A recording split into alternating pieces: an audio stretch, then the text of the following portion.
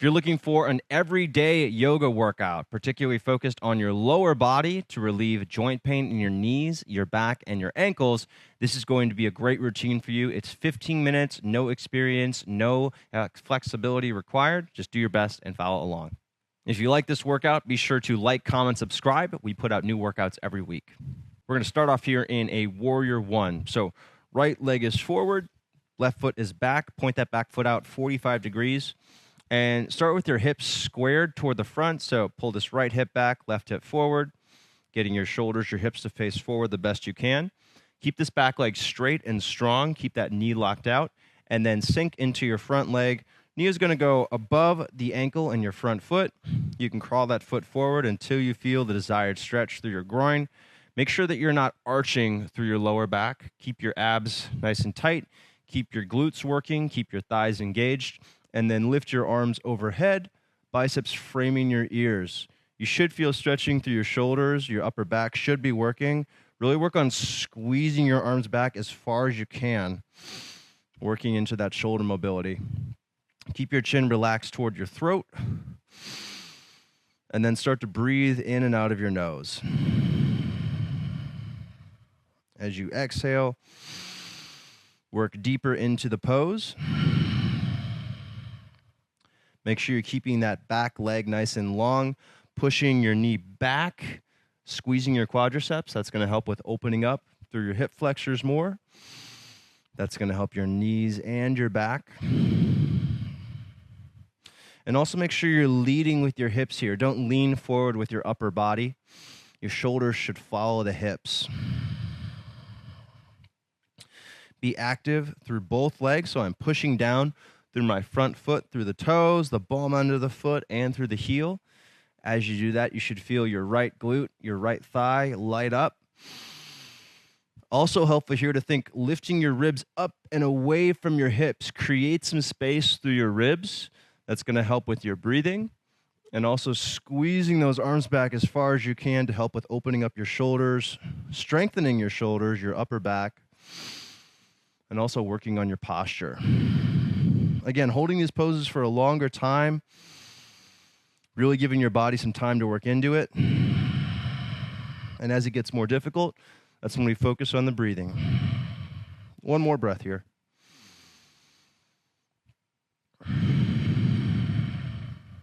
All right, then from here, you're going to bring your hands either to your shin, maybe to your thigh, and then straighten through your front leg until you feel a stretch, pulling your chest forward and up. If you have blocks, you can place those on either side of your front foot.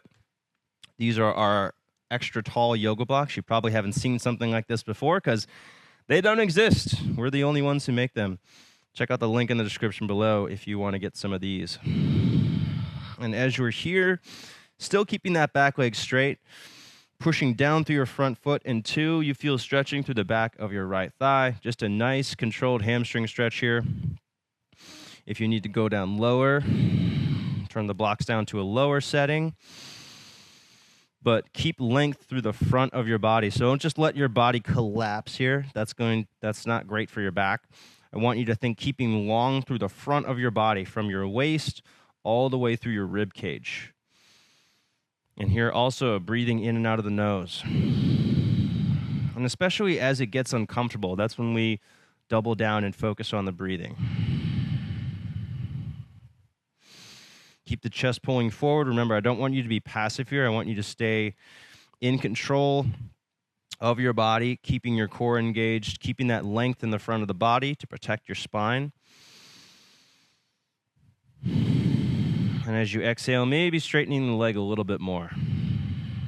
We'll do one more breath here.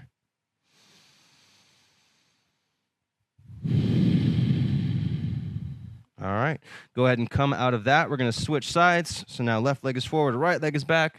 Probably feeling a little stiff through this right leg. That's okay. We're going to balance it out. So back foot is pointed out 45 degrees. And you can see my foot here. You want to make sure that you're pushing into the outer edge of the back foot, down through the heel and through your toes. You shouldn't be collapsing into the arch of the foot. Keep that arch pronounced. It also helps to squeeze your right thigh. Think about pushing your knee backwards, so keeping that leg as straight as you can. Hips and shoulders are squared forward. driving down through your front foot. So you do feel your glutes working here, feel your thighs working. Think about lifting your ribs up and away from the hips. As you inhale, fill up all the way from the base of your spine up through your rib cage. The breathing is really important here. Not only is it going to help you maintain control of your body and hold the pose for longer without struggling as much, but it's also going to help you work deeper into the postures so that you can increase your flexibility. Lift your arms overhead. Again, this is a full body stretch, so we can also squeeze the arms back, work on strengthening your upper back. This is also opening up through your rib cage, squeezing the arms back. So we're not just working on your shoulder mobility here. If we were, we would work on keeping kind of the ribs drawn in. But here I want you to really open up through the ribs and squeeze your arms as far back as possible. If you're doing this with full range of motion, your arms are probably going to go further back than just straight up. At least that's something to aspire to. If you're having difficulty with arms straight overhead, goalpost arms is a really nice option, and that's going to help you get a little more upper back activity to help strengthen your shoulder blades. Keep breathing in and out of your nose here. It's getting a little more challenging. You're holding it for a longer time. Muscles are starting to burn. That's okay. We're just going to breathe through it. About 3 more breaths here. If you need to take a break, just straighten the leg for a second and then come back into it. And don't forget, you can press pause as many times as you want. Hopefully over time, as you're consistent, if you can do this at least 3 times per week, you'll be able to hit pause less, and you'll be able to get through workouts with fewer breaks, just as long as you're being consistent. All right, from here, moving into that pyramid pose. So we're going to go blocks on either side of your front foot. Start with your chest pulling forward and up, keeping that length through the front of the body, not collapsing or rounding your back. And then straighten through your front leg until you feel the desired stretch through your hamstrings. Make sure that you're not rounding your back. You should feel active through your hips and your core. And a good way to be able to tell that, as you're breathing, you should be able to feel awareness in your pelvic area. So all around your hips, your core, your thighs. If you can feel those areas, that's a good sign that we've got some engagement there. If you're totally passive and all you feel is a stretch, you're probably not adding much strength to this. So it's important to add strength, because without strength, you're not going to have lasting benefits. The stretch will feel good in the moment. It'll last for an hour or two. But without strength, it's just going to go back to the way that it was. So try to add strength into this. You're going to be a lot happier with the results. Take a couple more breaths here. See if you can work just a little bit deeper into your hamstrings. You don't want to go to your absolute maximum range of motion. Your body doesn't like to stretch when you're forcing it. Try to find a nice medium intensity and then breathe there, and that will help you increase flexibility. Hey guys, hope you're enjoying the workout. If you are a guy who's looking to increase flexibility, build strength, but to do it with workouts more appropriate for your flexibility levels, I've got a free 7-day challenge. You can sign up for that at the link in the description below here when the workout's finished. All right, go ahead and release. And then from here, we're going to take it down into a low lunge focused on your ankles.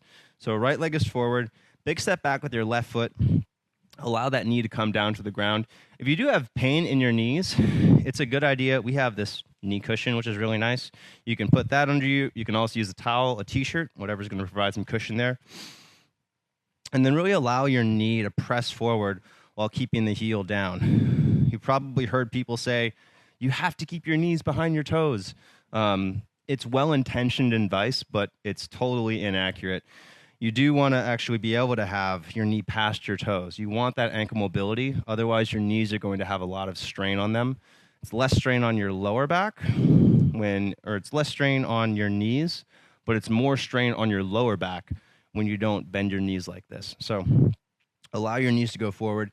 Keep the heel pressing down. You should feel stretching through your ankles, through your calves as you're doing this. And make sure that you're keeping this back glute engaged too. That's also going to help increase flexibility. Blocks are nice here if you want a little support.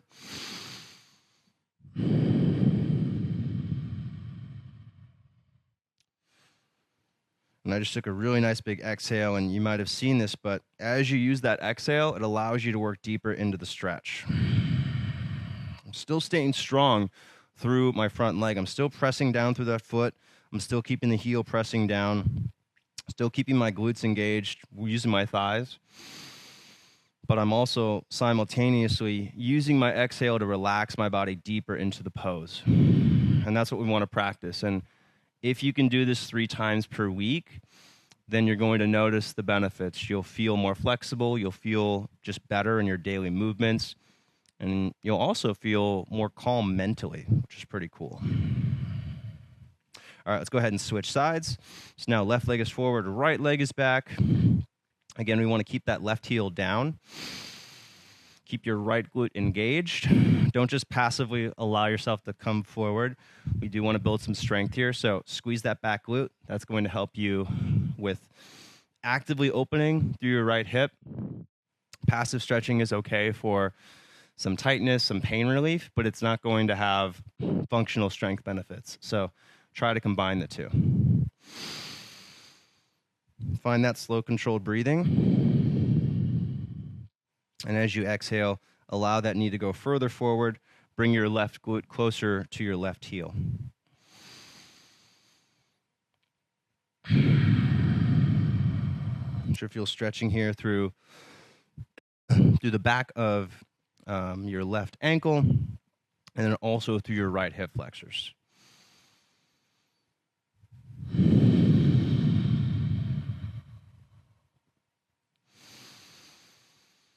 Slow, controlled breathing in and out of the nose. And the magic of these poses really does happen when you hold them for a longer time. So that's why we're holding them for at least 60 seconds in this workout, and sometimes longer. Because when you hold them for longer, that's when our body has time to adjust. That's when your muscles have time to relax and for you to increase flexibility. So make sure you're doing longer held poses, not just 10 or 15 seconds. And you'll notice flexibility improvements much more quickly.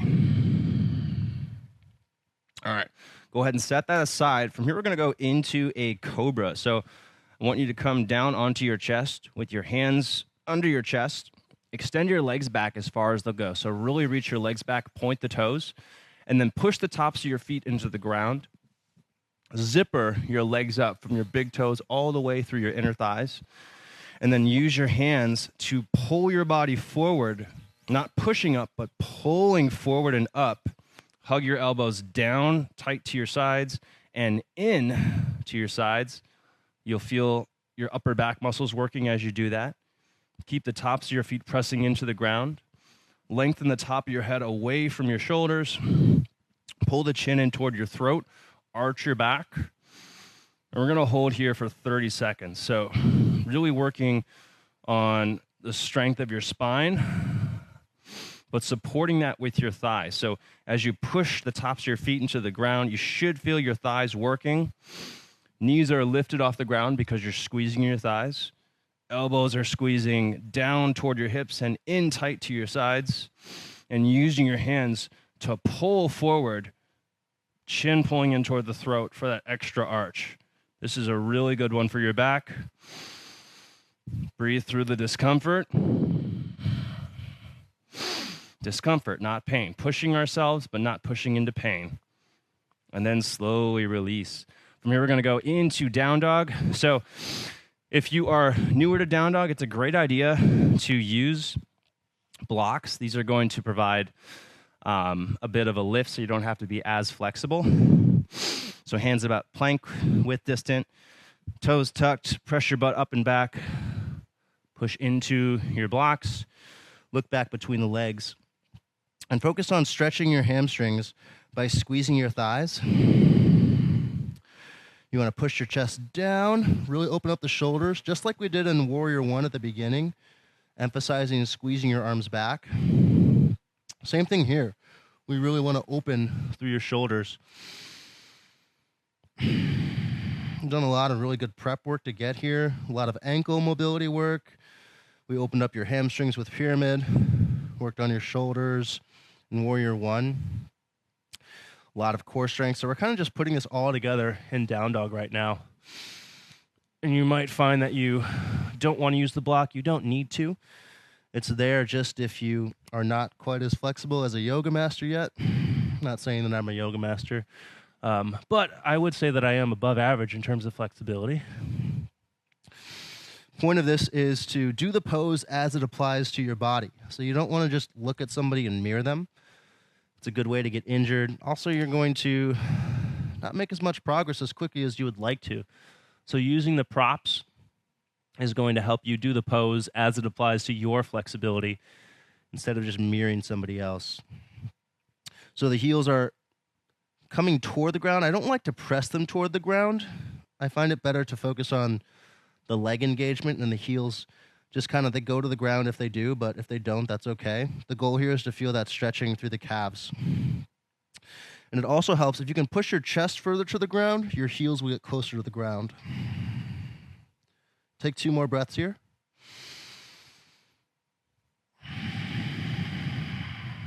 See if you can open up your chest a little bit more. Press your knees back a little bit. Last breath.